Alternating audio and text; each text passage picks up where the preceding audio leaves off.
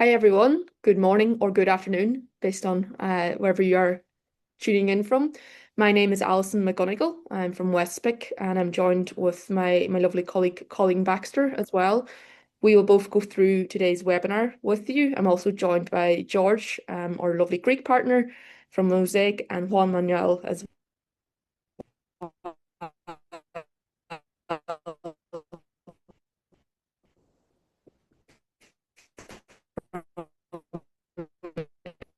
Uh, Apologies. I think Alison might be having some technical difficulties. I will continue on her introduction because Juan has been left, unfortunately. So just very quick to introduce Juan, another colleague of ours. Um,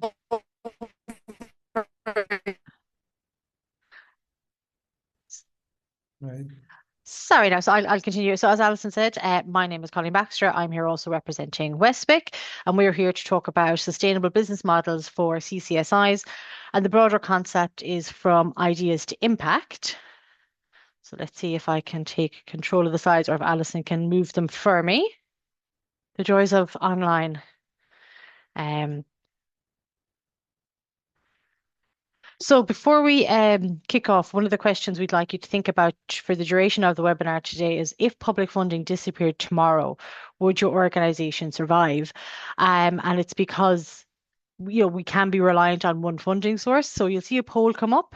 So the answers are yes, no, partially, or not sure. So it's just to get your insights into how you feel and to maybe give yourself an overview of how reliant you are on public funding.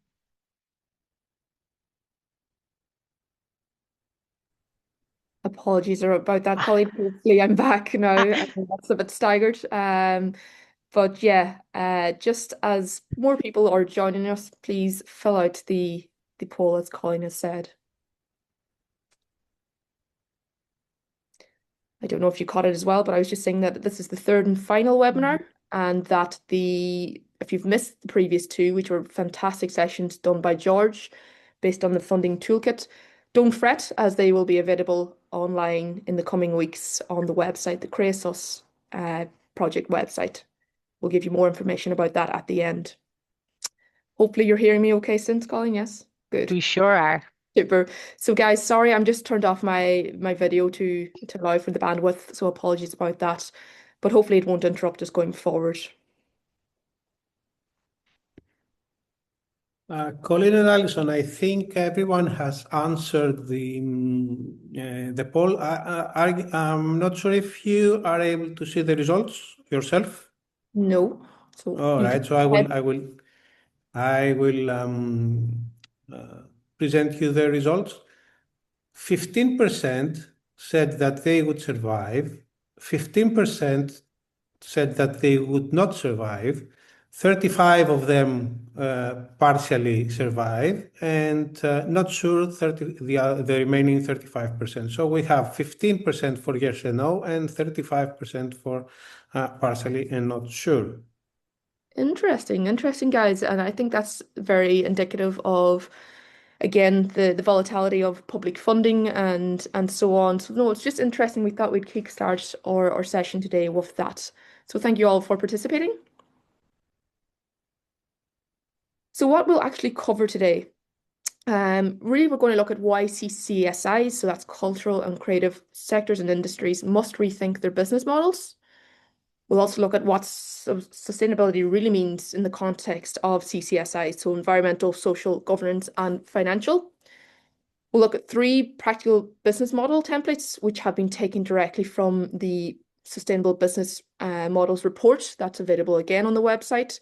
We're looking at different areas such as theatre, film, and museum.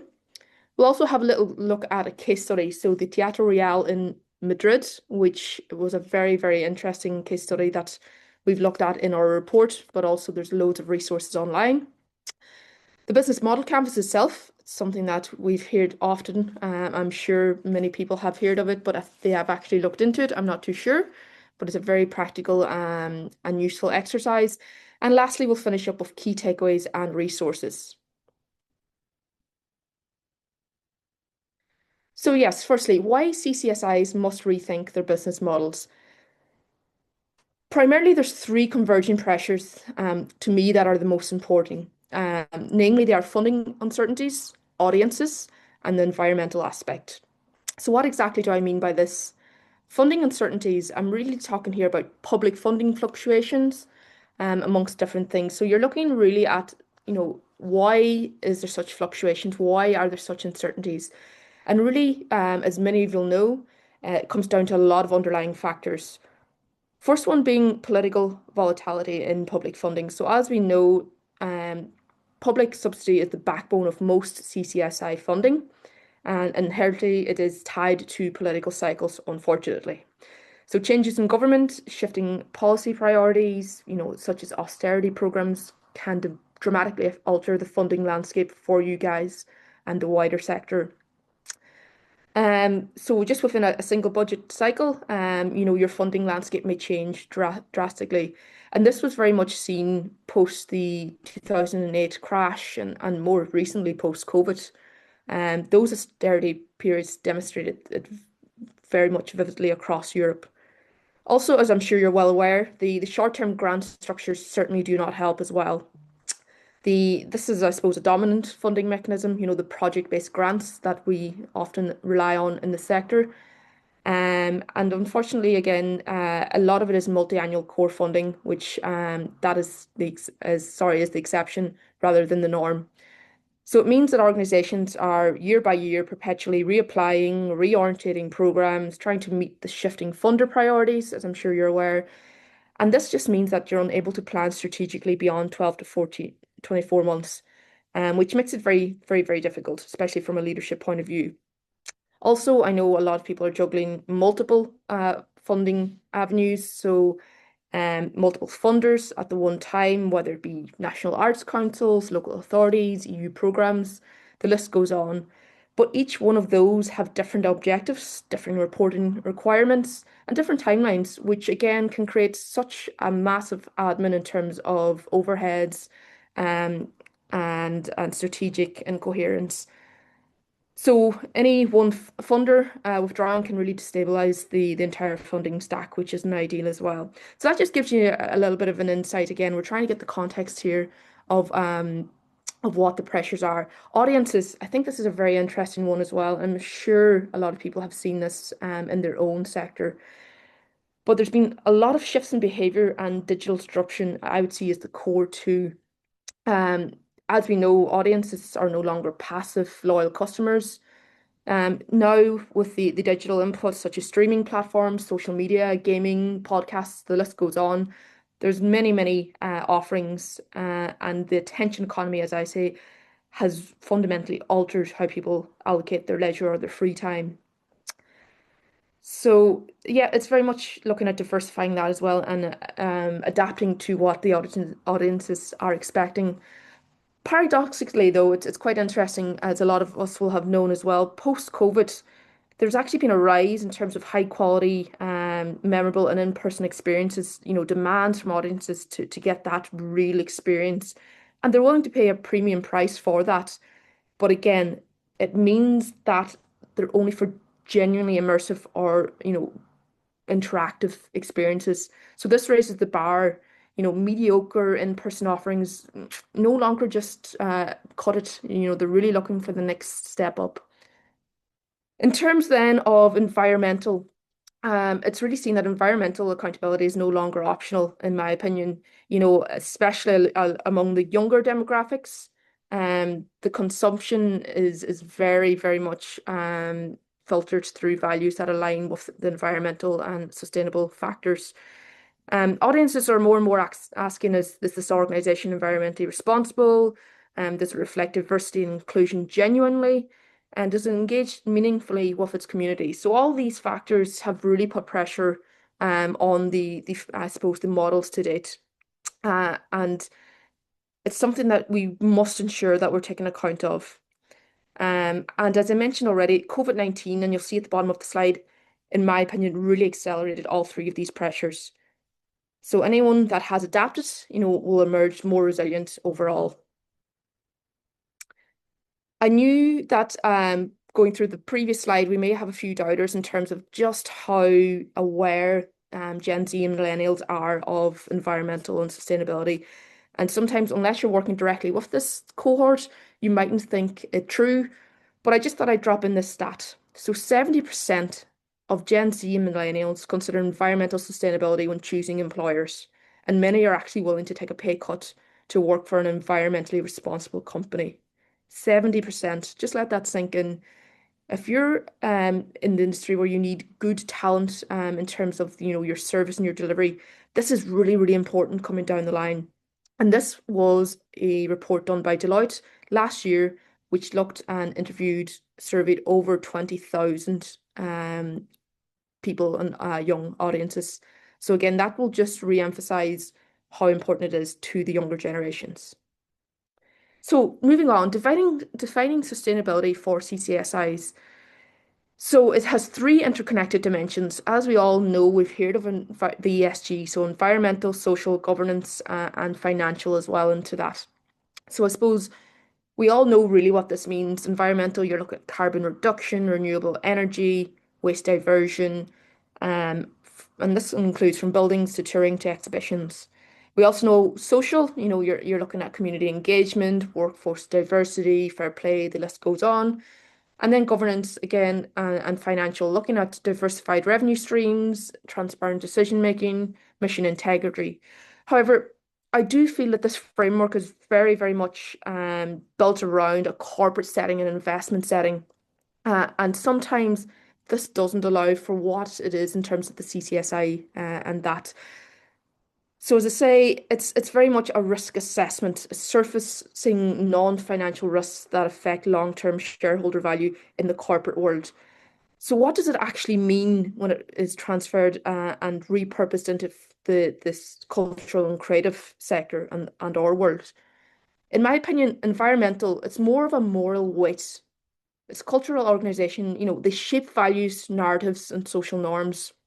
So simultaneously, they're responsible for managing their own environmental footprint and for the cultural narratives they produce about humanity's relationship with the natural world. So it's much more than just beyond the parameters of your own building or your own institution as such.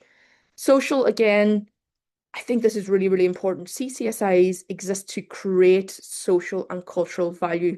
So social sustainability is therefore not peripheral to their mission. It actually is their mission. And I think that's very, very important not to lose sight of that. You know, it's just fundamental to what CCSIs are. And then what is governance and financial in CCSI terms? Well, it's the operating system within which all sustainability decisions are made. But as I say, in the CCSI context, it carries additional dimensions and in excess of just an operating system. There's so much more. You have to look at the mission governance, stakeholder governance, and the transparency and accountability. So I think it goes beyond a commercial, profit driven business. There's so much more to think of in terms of the greater picture.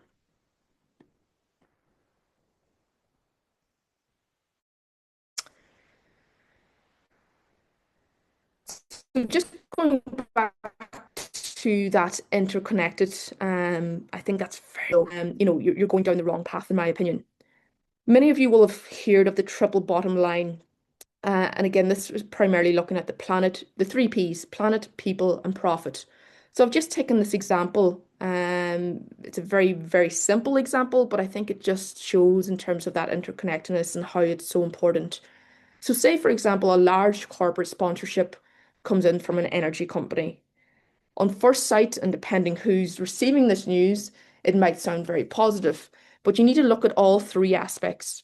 So in terms of the planet, does this large corporate sponsorship from an energy company really, really help us? No, not really. So association with a fossil fuel company directly contradicts the theatre.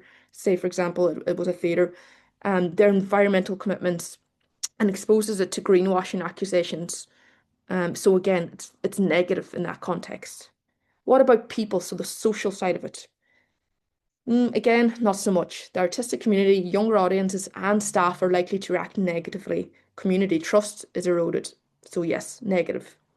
Profit, of course, sponsorship significantly strengthens reserves and enables program investment, so it's seen as a positive. However, looking at this overall picture, is it more damaging than actual helpful in terms of going forward with the sponsorship? Again, it's up to the personnel themselves to decide, but from my view, it's very much damaging in terms of, future sales, the wider community impact, and so on.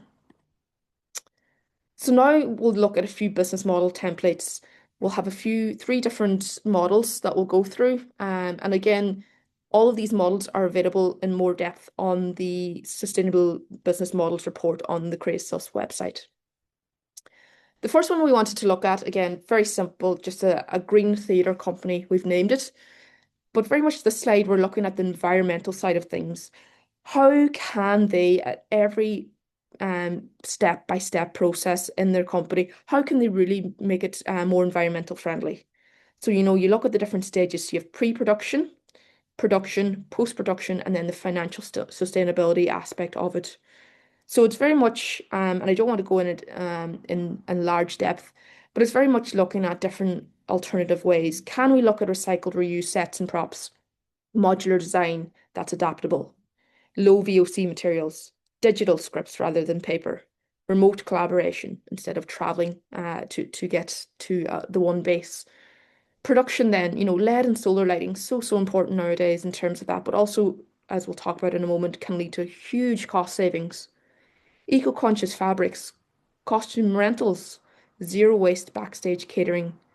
Post-production, can we look again at recycling, composting, donate reuse props, whether it's to other theatres, charity shops, whatever it may be. Carbon offsetting, energy efficient venue. Financial sustainability again, so looking at green sponsorship, so really making sure that you know where your money and the sources, where they're coming from. Our sustainability grants, does your company apply, or are they applicable to some of the sustainability grants that are out there? Looking at membership models, is it open, accessible for a lot of different cohorts of audiences, and energy savings can be reinvested into the program. Moving on from just the environmental aspect of it, we also need to look at the different elements as we talked about social and governance and so on. So there's a lot more to it. You look at the workforce and fair labor, living wage for all staff and freelancers. As we know, this sector is very much, it's very common for interns or staff or freelancers to be underpaid to a certain extent. So it's very important as well to have transparent pay scales across the roles, benefits extended to contracted artists. Again, it's such a, I suppose, volatile situation to be in terms of being contracted and going project to project. So it's very difficult for people in the sector. Again, then looking at community engagement, I've already talked around this a little bit, but looking at the bigger picture in terms of how you engage with the community, how is there marginalized communities out there that you can help or benefit? In terms of intergenerational projects, the list goes on. Education and youth, again, can you tap into educating and helping the youth, skills development, apprenticeships, whatever it may be. Accessibility and inclusion, very, very important one nowadays in terms of accessibility for wheelchair users, people with sensory issues. Can you accommodate this? Can you look into just any types of practice in terms of making it more comfortable for these cohorts and audiences to come to you? Health and well-being again is important, and advocacy and low impact. I'll not go in depth on those, but again, very important to consider the wider picture. We also just wanted to take an example of a film production. So it's a real world example. I'm looking here at Spider-Man 2 from back in 2014, Columbia Pictures. And by all means, I know this is a high tentpole film, and many of us are working in much smaller sectors, but it's very important just to see on a scale of the size what it actually translates into in terms of savings and impact on the environment. So the average tentpole film produces 2,840 tons of CO2. 2,840, massive amounts. So yeah, in terms of Spider-Man 2, they really prove that sustainability and profitability can go hand in hand. It's not siloed. And the stats are actually amazing. So as you can see here, 193,000 disposable plastic bottles were saved, 52% waste diverted from landfill, 400,000 K dollars in production costs were saved, almost 6,000 meals donated to homeless shelters, carbon neutral production, and publicity tours. So again, it's just amazing to see the stats that came out of that. But the 400,000 in terms of cost savings really, really rings home for me. So I suppose what they learned there is that what's good for the planet proved good for the bottom line as well. And sometimes people don't realize that, you know, implementing sustainability, they think it's just bolted on, but it needs to be embedded. And if it's embedded in the correct way, it can really help your bottom line. Now I'm going to hand over to my colleague Colleen Baxter, who's just going to take you through the template or the third business model here. And it'll give you a break from listening to me the whole webinar. Thanks, Alison. And I'm going to follow up on sort of Alison's message about, the importance of integrating it. So I'm going to discuss a Green Heritage Museum. And I guess we're taking a step back when we think about sustainable business models for the creative and culture sector. The museum is quite an interesting case because on the surface, a museum looks like pretty much the opposite of a sustainable enterprise for multiple reasons. So museums need to run climate controlled buildings. Some of them need to be run 24 hours a day, even though they may only be open for a set period. They can ship artifacts around the world. They print, lovely glossy magazines. They build exhibitions that are often taken down. And a lot of the time they welcome millions of visitors who arrive internationally. So in many cases, flying and or driving to the space. But if we look at museums as a whole, they are one of the most trusted institutions that we have. So people walk in, they have an expectation that they're going to be educated, they're going to find out something new. I think what's interesting is the combination of the trust and the significance of the museum is exactly why the model matters when we talk about sustainability. Because if a museum can embed environmental and social responsibility into its operations, it's not just reducing its own impact, but it's also modeling publicly what sustainability can look like in practice for everyone who walks through the doors. So I guess what does Model C, the Green Heritage Museum, look like? So the core value proposition, it sits on three pillars. The first is the eco-conscious curation. So the idea that exhibitions and collections can be presented using methods that minimize environmental impact. And some of these were mentioned in the Spider-Man case. So non-toxic materials, reusable modular display systems, your LED lighting that, can be controlled as people walk in and out of rooms, and those digital first displays that can replace once-off print items. The second pillar is looking at carbon neutral visitor experiences. So this is where a museum turns its own building into a tool. So, visitors arrive and they can see that there's renewable energy in action. So, climate control in spaces that, it controls itself, sustainable food offerings in the cafe, maybe public transport options, bicycle parking, and so on. So then the experience becomes part of, I guess, the culture and the climate responsibility. And the idea is that it works cohesively. So they're protecting the past, but also the future, and they're complementing one another. And the third pillar looks at the community knowledge hub. So this moves the museum from being a visitor destination to being a civic resource. So things like holding workshops on home energy efficiency, maybe plant gardening, repairs, school partnerships, aligning with environmental curriculums, maybe, working with different collections. So the museum can become an anchor for its locality, a place where knowledge is shared as well, not just displayed. So I guess those pillars are what distinguishes a Green Heritage Museum from a conventional one. It's not just a green initiative bolted on to the day-to-day operation. It's a model where they've embedded sustainability into their value proposition. So I guess to make this a bit more real, we'll look at the Vatican Museums. So in 2024, the Vatican Museums completed a photovoltaic glass roof over their entrance courtyard. For any of you who have been there, it's supposedly amazing. I'm en route myself later this year. But this installation actually has a nominal power of 135 kilowatt peak, which means it generates 164 megawatt hours of clean electricity. So to put that in context, they're generating enough electricity to cover a huge portion of the entrance courtyard, the lighting, their climate control systems, and their ticketing systems, all from a very natural source, the sun. But what's really compelling about it is that from the Vatican's point of view, it sends a really good signal. Like the Vatican is famous. It's one of the most visited cultural institutions in the entire world. And with one of the most architecturally constrained estates, they're quite limited in what they can do because of its age, but they still manage to find a way to integrate renewable generation into it. So I guess the thing is, if they can do it, the question is, what can we do too? Because if the Vatican can do it, anyone can. And I think that mindset shift is very important. And that sustainability in the museum, actually, it's not, while people might think it's a cost at the start, for them, and when it's done well, it's actually a revenue strategy. So I'll pop on to the next slide to something that I think is quite important.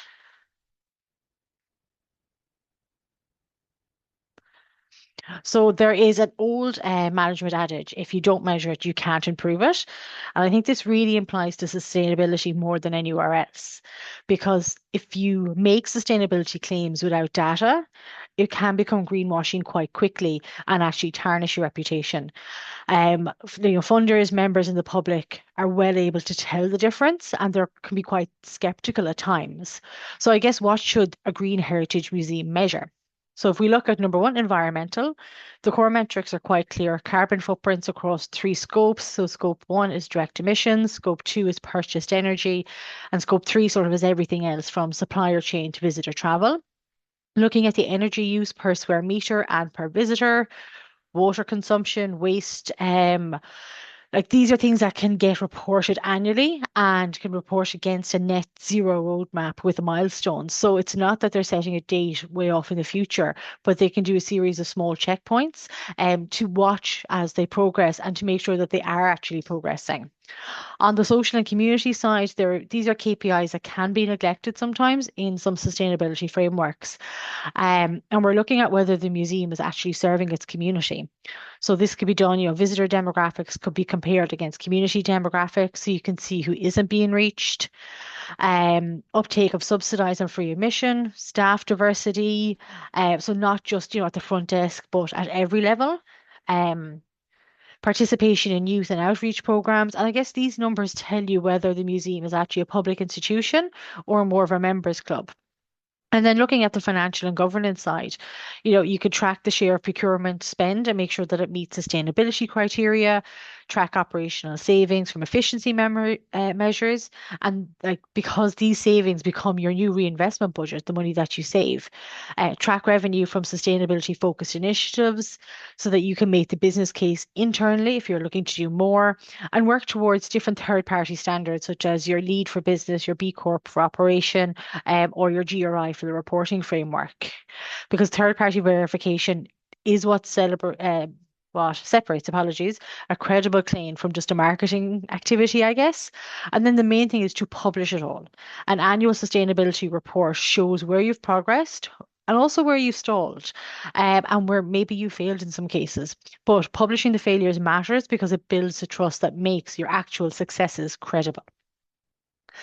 So just to close out on Model C, the Green Heritage Museum, it works because the dimensions are integrated. And as I mentioned, it ties in quite well with the messages that Alison has been sharing so far.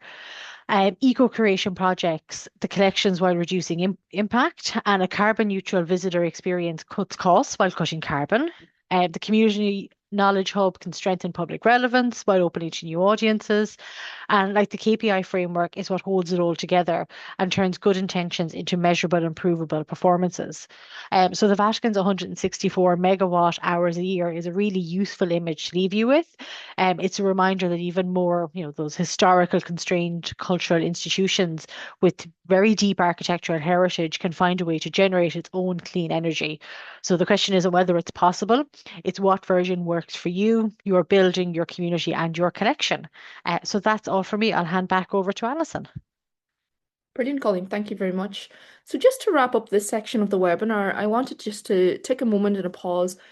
In your context and in your own world, what is one thing your organization could change this year? Now, obviously, we've talked about some massive examples, the Vatican, Spider-Man 2. It doesn't have to be big. If anything, start small. Get the practices right from the beginning. Start small. Is there anything, just take a moment and reflect, is there anything that you could change in your organization this year? So moving on then, as I said, we'll briefly go over the case study of the Teatro Real in Madrid. Now, we must say that the personnel at the Teatro Real are incredible. They actually participated on the CreaSus project in terms of piloting or self-assessment tool, which I'll mention again at the end of the webinar. So again, one of the leading opera houses in the world, and we must, if anyone is on the call from the opera house today, will very much celebrate the fact as well that they were awarded the world's most sustainable theatre last year. So congrats on that. In terms of the Teatro Real, we very much wanted to look at this because of the fact that it's one of the lowest public funding dependency in Europe. But it wasn't always like this. Back in 2015 is when the shift really started. So they changed it from 53% down to 30% public funding, which is incredible. So now they set it as 70% self-generated revenue. So what are the revenue streams? And I think it's very important that we take a look at this. And while we're going through it in your own context, is there anything that you could change in terms of, are there additional revenue streams? Is there something that you could do? Is there something that maybe you should stop doing, and so on? So just in terms of their revenue streams, we're looking at box office, so ticket sales and performances, the most obvious one. Corporate sponsorship. So again, they have really increased that. Over 100 businesses and 400 donors or private funders. The digital platform was something as well that they released, My Opera Player, which I suppose spreads to a larger demographic in terms of geographically around the world with over 300 titles. Tourism, so again, guided tours, venue hire events, something that maybe you could consider going forward. Merchandising, brand partnerships and products, and international partnerships, so global networks and collaborations with diaspora and so on. Just then, in terms of the sustainability timeline, and I really put this in here just to show that it's, I suppose, a marathon and not a sprint. It's very much, you do it over a period of time. Nothing is going to change overnight. But in this instance, as I said, back in 2015, they lowered the dependency on public funding. In 2019, 2020, seen the installation of 11,000 LED lightings, and that reduced costs significantly with 40% savings there. In 2023, they had installed a new heating, ventilation, and air conditioning systems, which again resulted in 33% reduction in costs and energy. And then in 2024, solar roof, again, similar to the Vatican, solar roof was installed, and it's actually incredible. I would advise anyone, if you have the time after this webinar, just to pop on and look at the video that they have on it. It's actually incredible to see the side of the roof. Now, this roof is actually walkable. People can walk on it, but again, the savings are incredible. And then that brings it up to the exterior LEDs. That's again resulted in 40% savings. In addition to this, they also launched the LOVA Education Project, so opera as a learning tool, which I think personally is amazing. It was rolled out across primary schools in Spain, started in 2007, just very small, again, a pilot with 3 schools, 70 students. And 2024, that was increased with over 24,000 students participating throughout Spain and more than 240,000 spectators reached. So really what this is it's gives students the power and the chance to create their own opera performances in their schools. And again, not only are they developing their own skills and confidence and so on, it's very much was an education tool that linked the theatre with the wider community. So just very quickly, 4 lessons from this: financial independence, very, very important one. They don't have just one, they're not reliant on one stream. They have 6 different revenue streams, which is very, very important. And that diversification, something we'll talk about again in a moment. Sustainability is brand value. Again, environmental certs and so on attract conscious sponsors. As I said, they had a massive increase in sponsors and donors. And this was partly due to the fact that they were able to achieve certifications and so on. It enhances the reputation and unlocks new funding doors. Digital expansion. So again, the online platforms, like I mentioned, create revenue streams beyond the physical attendance. So you're not constrained by geography. And lastly, quality and discipline. So artistic excellence and financial rigor, sorry, are not in conflict. And that's, the proof in terms of the 70% self-generated revenue. So as I mentioned, are there any additional revenue streams you have not considered? It's very, very important, especially given the current world and what's going on between wars and what could come next in terms of we've witnessed in the past with pandemics and so on. Very important to diversify, as that will add resilience to your overall business model. I just very quickly highlighted some revenue streams here. I'm not going to go in depth on every one, but it just goes to show you that even despite what sector, what industry you're in, there's a lot of different revenue streams that maybe you haven't thought about. So again, in your own time, have a think about, are there any additional revenue streams that you could look into? Now we are coming to the business model canvas section of the webinar. So it's a very important resource and tool that I'm sure many of you have seen previously, whether it be in a classroom basis or in a work setting. But what's very, very important about this is that the business model canvas is done collaboratively and cross-functionally, in my opinion. And in terms of it being beneficial for your overall organization, it's very important to look at them by different sections and groups and clusters. So first and foremost, you'll see there are the different blocks spread throughout. Some of them interconnected, some not, but overall, they do tell you the bigger picture. So just to start off, I think it's very important the value core up in here. So you have the value propositions, and then you also have the customer segments. Here we're really looking at who are you actually creating value for, which is so, so important given the sector. And what does that value look like for each group? There's many different groups. For example, taking again the example of a theatre, it's much more than a commercial, profitable business. You're looking at different elements and different groups.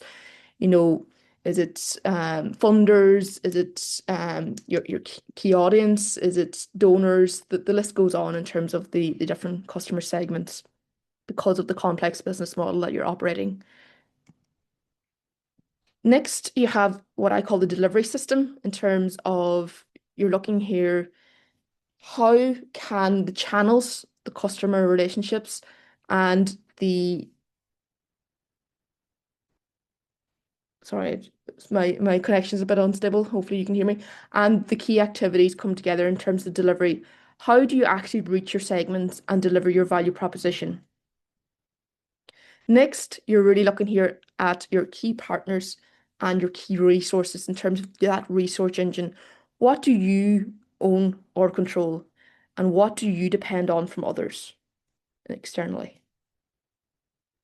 Lastly, then, the bottom element, you're looking at the cost structure and the revenue stream. So that's the financial reality. To be honest, this is something that people will do themselves. It might be from a leadership point of view, they'll do it first. But really, I think the only picture, the financial picture becomes much more eligible and legible, sorry, whenever the logic of value creation and delivery is visible. So once you've done the other sections, this will become clear. Again, I think it's very, very important to just take note that the business model canvas shouldn't, in my opinion, be done by senior leadership or executives. It should be done on a collaborative basis and across all functions in a business or an organization. The results are much more beneficial. It's a process, and I often think that it's valuable in terms of the process rather than the actual output itself. Bringing together the different functions in an organization, talking it out and having that insight is much more beneficial in terms of the process sometimes than the actual output itself. So again, if you can bring together, all the program, artistic, creative leads, the audience, marketing, communication leads, the operation side of things, the partnership, the financial leads, and actually sit down, they will have some blocks that are more relevant, but I think they should have inputs into all. So just, I suppose, the key takeaway is that the frontline staff as well, they often know what the audience values more so. and they're very, very important to get involved in this process as well. Some more key takeaways. So sustainability must be genuine, not performative. As myself and Colleen said, if it's bolted on and not embedded, you're not going to see significant results, in my opinion. It's very, very important that leadership and staff are on side. You need to supply training at all levels in terms of right down to the frontline staff workers. Everyone needs to get on board in order for it to be a success. And lastly, what I'd say is patience. It takes time. It really is something that, can't be done overnight. It takes time and patience, and as I said, most importantly, a collaborative effort. So just to finish off, as I mentioned throughout this webinar, there's messages that I've alluded to, and it's very, very important that you can obviously access them, but that you really think about going forward your next steps. So what I would prompt you to do is 3 things after this webinar. The first one is to take the CreaSus self-assessment.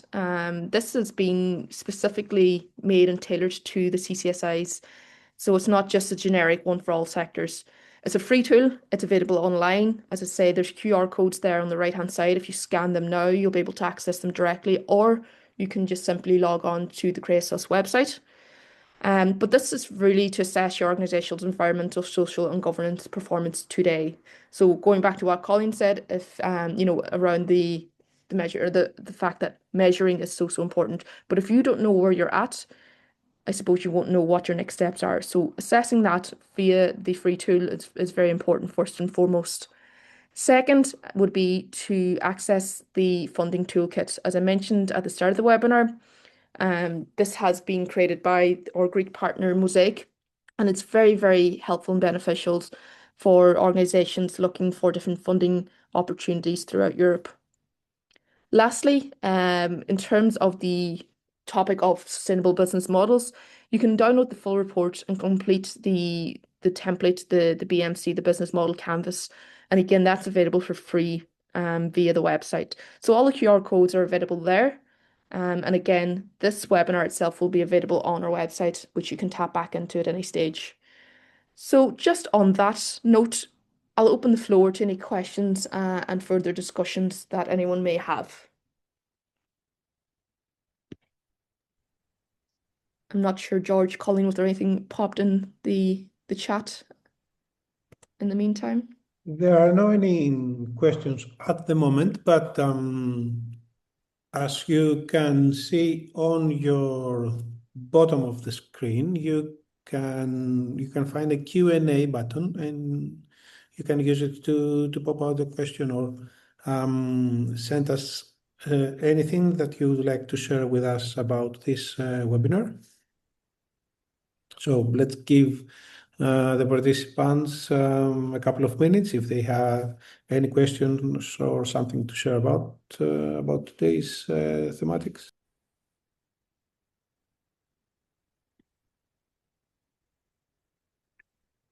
We've clearly covered it all. It must be very straightforward indeed.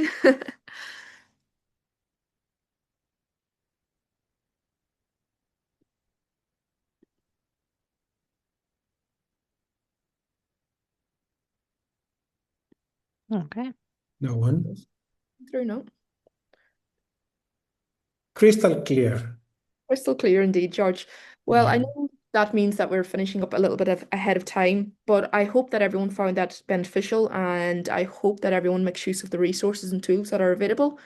Again, I'd like to thank George first and foremost for the organisation of the webinars in totality, all 3, but especially for today. Again, to Colleen, my colleague, for assisting me throughout, and Juan Manuel again, who's always in the background keeping us right. It's been a pleasure, and thank you all very much for joining today. There is a comment, Alison, now in the questions, if it's possible to have the presentation by the end of the webinar, the one that Yes. you used. Yes, I believe that George has all of the attendees' emails. Is that correct, George? Right. Instead of sharing the presentations out somewhere in the webinar, somewhere in the website of CreaSus, I would advise those that would like to have the presentations of any of the previous webinars should directly send an email, just like they sent to me a couple of weeks ago, and directly send the presentation to the attendee. What would you think about that? Yeah.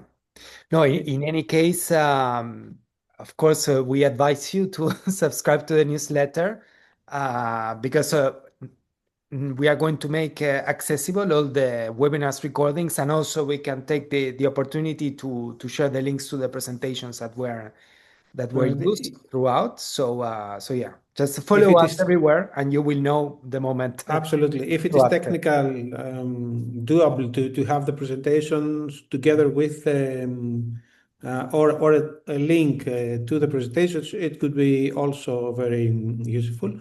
There's a question from George. I don't know if you want to write an answer or just reply to it, Colleen. So George, it's quite a detailed response, and I don't want to be keeping everyone online, but I guess like immersive technologies can work as part of the sustainable model if you look at virtual reality, mixed reality, 3D mapping, and so on. So I think the best thing is to have a look through the full business model template. It's a 30-odd page document, so we won't cover all of that now, but it'll give more context to your answer, to your question. Apologies. Yeah, I think it's a very important question though, Colin. As you say, it's immersive technologies, they're more and more common nowadays, and we've seen it ourselves locally. I think it's a fantastic way of whether it's in terms of accessibility for I know we had one locally. Again, it was a tourism type project, but in terms of accessibility, it was a lighthouse. So obviously anyone in a wheelchair or with any difficulties couldn't climb the stairs. But again, they incorporated VR. And again, it's proven to be a very, very sustainable revenue model. So fantastic. Yeah, great question, George. Right. Yeah, that seems to be also on that note, I can close out. Thank you all very much again, and we'll talk soon. Thank you. Thanks, everyone. Thank you. Bye-bye. Have a nice Bye-bye. rest of the week. Bye-bye. Cheers.